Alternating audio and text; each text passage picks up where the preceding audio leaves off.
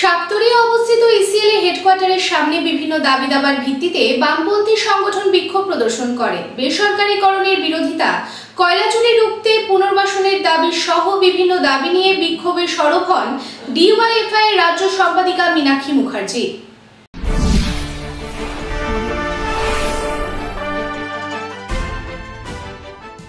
মঙ্গলবার আসানসোলের সাতরিয়া অবস্থিত ইসিএল এর হেডকোয়ার্টারের সামনে বিক্ষোভ প্রদর্শন করে সিপিআইএম এর শ্রমিক সংগঠন সিটু সহ বিভিন্ন বামপন্থী শ্রমিক সংগঠন।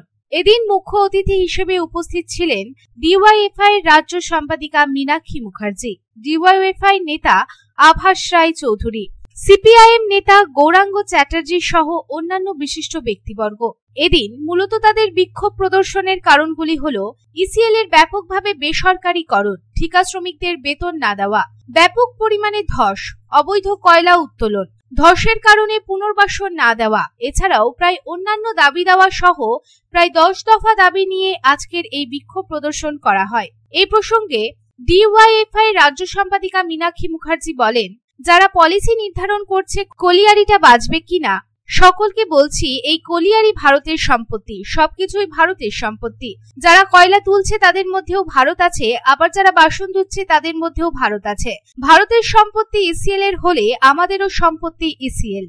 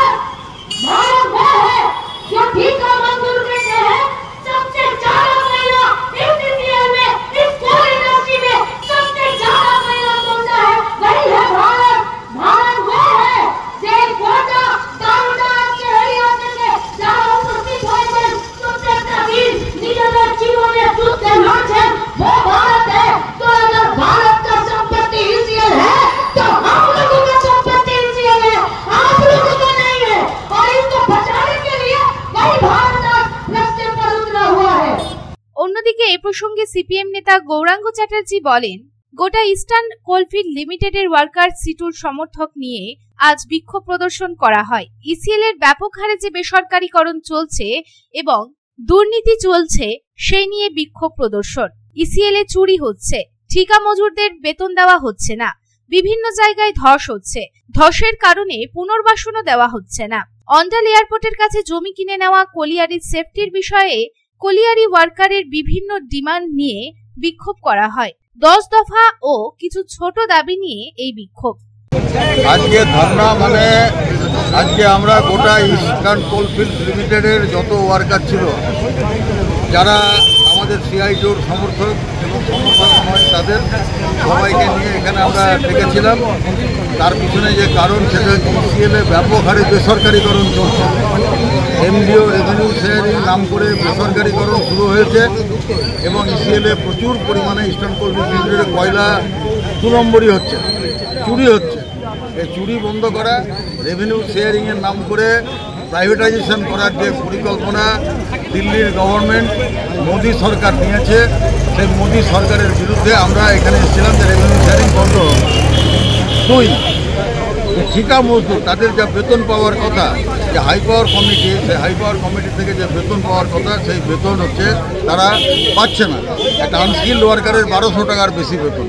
কিন্তু পাচ্ছে 300 কি 400 টাকা, 200 টাকা, 250 টাকা এরকম পাচ্ছে।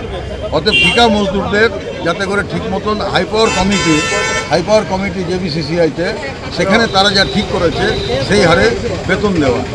3 হচ্ছে আমাদের এলাকাতে বিভিন্ন জায়গায় ধস হয়ে গেছে, যেমন হরিশপুর, পাণ্ডবেশ্বরের বাঙালপাড়া, তারপর হচ্ছে হরিপুর এবং জামুরিয়ার কিছু কিছু জায়গাতে এরকম ধস হয়েছে। এই ধসের লোকদেরকে যাতে করে পুনর্বাসন দেওয়া হয়।